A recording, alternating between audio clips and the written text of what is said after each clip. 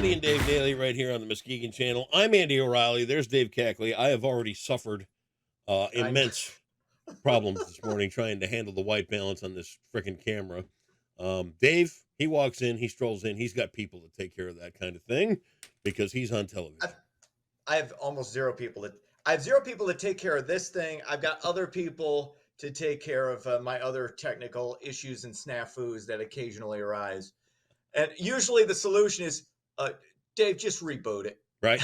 I get it. I tried that twice.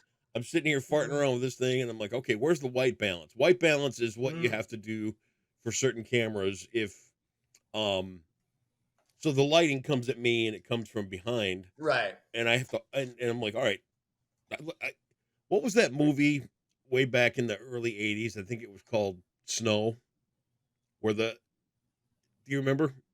Vaguely. The person was so albino white. Okay. It wasn't Powder. Powder. That's it. Powder, yes. Snow powder, whatever it was. But that's kind of what I look like. And I'm sitting over here going, all right, it's 8:30 in the morning. I got to fix this. Really? Oh, I think that was actually early 90s. Yeah, but I'm not sure. I'm not 100%. It's the years just kind of they're all just like anybody else though. I'm glad you corrected me, cuz What? No, well, cuz cuz there's always somebody out there who wasn't that, it was this. I know, and that somebody's usually the person I'm talking to. So, that's another, But I could say they're French fries and say, well, they're not really French fries. They're kind of.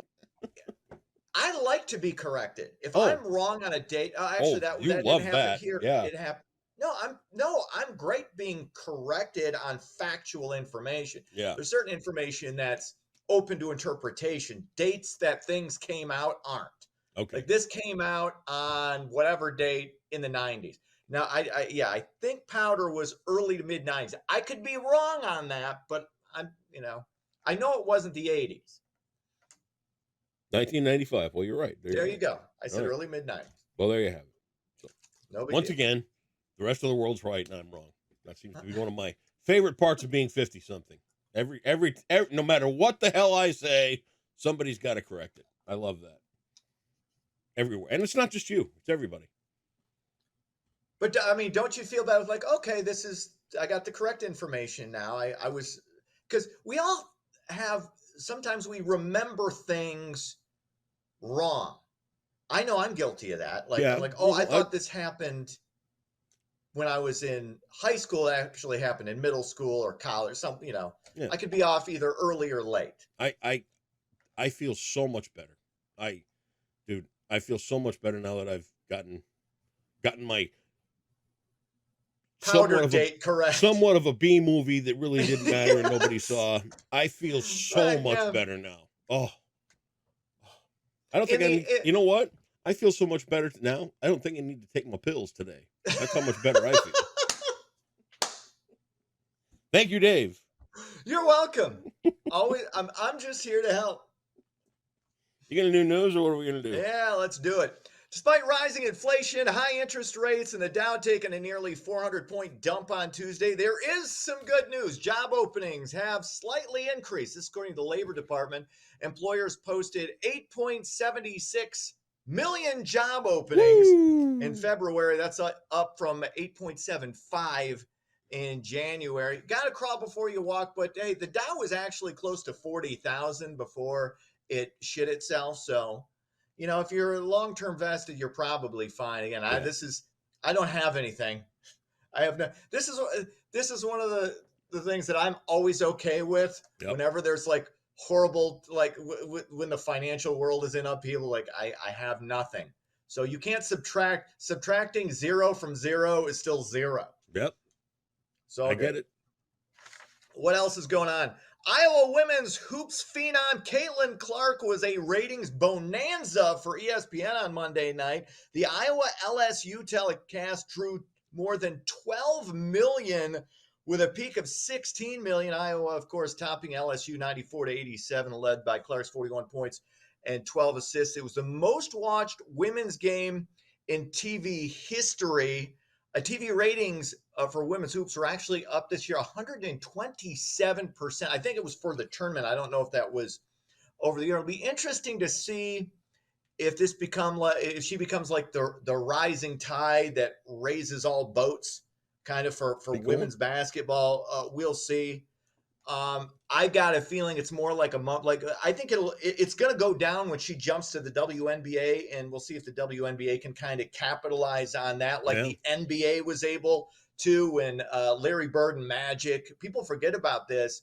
The NBA is huge now, but they had like the NBA finals. I remember as a kid were on tape delay because there was such little interest. Really? And that was when Bird Magic just came into the league, and then it kind of took off, and then Michael Jordan took it into another stratosphere, and now it's a global thing. Do you really think the NBA is what it is now, what it was back in the Jordan era? I don't think it is. Interesting. It isn't as here's the crazy thing.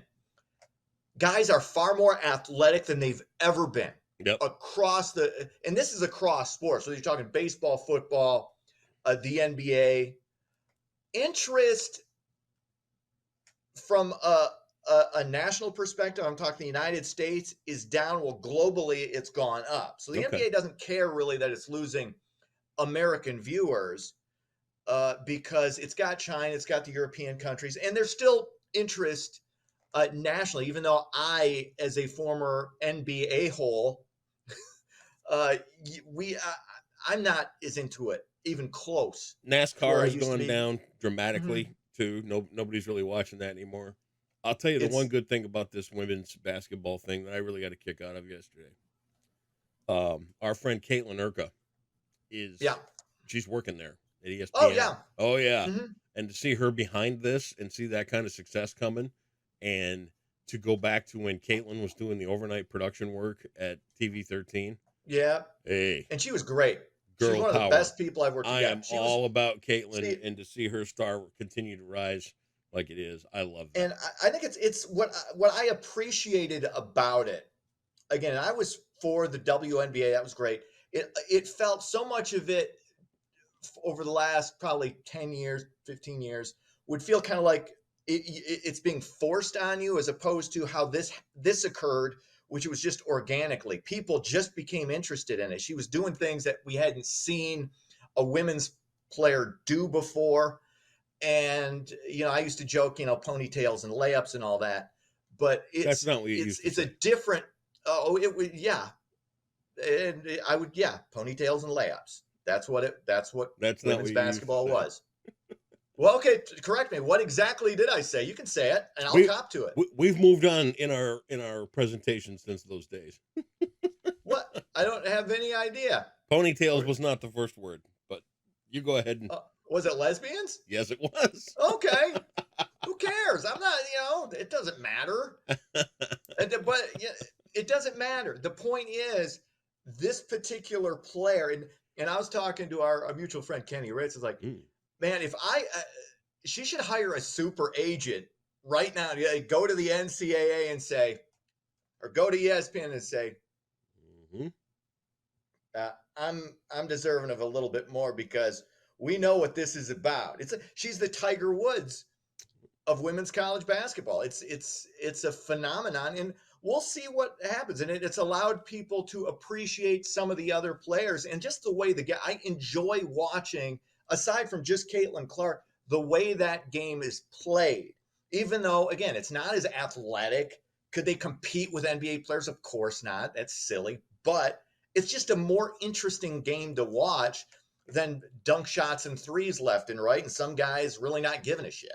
So it's just, I like the passion of it, the competition, and it's just more interesting right now, which is cool. Duly noted. What else is going on? Alpacas are descending on West Michigan for the 26th year. Michigan's Alpaca Fest is set for Allegan County, the Allegan County Fairgrounds, for 2 days, April 13th and 14th. It's basically like a dog show. Alpacas are kind of like llamas. If you don't know what an alpaca is, they're paraded around the ring. They're judged on their physical attributes, and you can also purchase them. Oh, good. They're kind of cool-looking animals. Admission is free. They spit. They Yeah. are covered in hair. They poop like rabbits. They're yeah.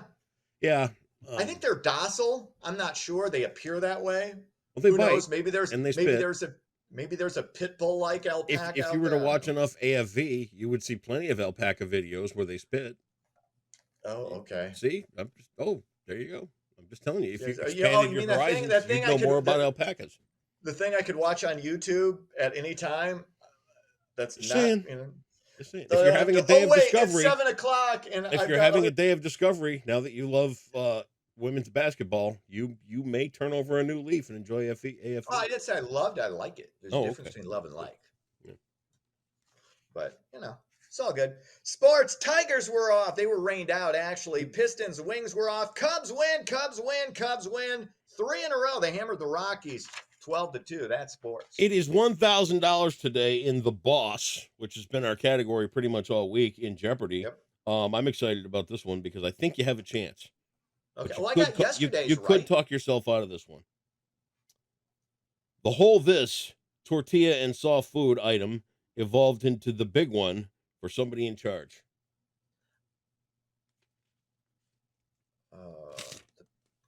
The big enchilada? Wow.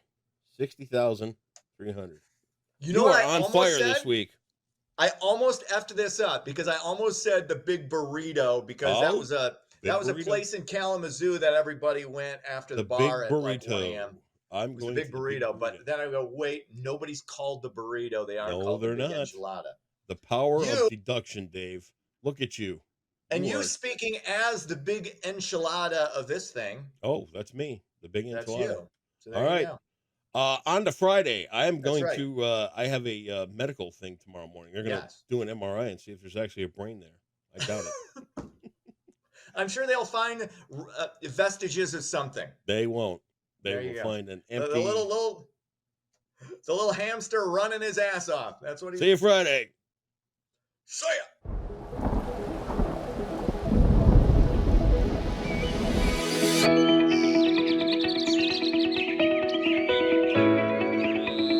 Welcome back, Muskegon. Scattered showers are possible today as an upper level low just lingers across West Michigan. So let's take a look at your forecast provided by Trinity Health. Like I said, scattered showers are possible for both today and also on Thursday as an upper level low just hangs around the Great Lakes, which will spin in scattered showers throughout the next 48 hours or so. And we will have increasing sunshine this weekend once that storm system finally moves out of the region.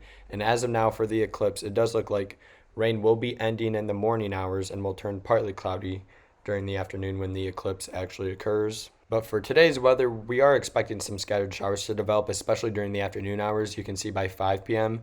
we will have that surface low across Chicago, which will spin in scattered showers throughout the daytime hours, especially during the afternoon. Like I said, most of the morning should be dry but cloudy until the afternoon when some scattered showers will swing in from the east, so they will be moving in the opposite direction of what we're typically used to. So for your Wednesday, expect a high of only 44 degrees, so it will be several degrees cooler than we should be this time of year with those scattered showers and overcast skies as well.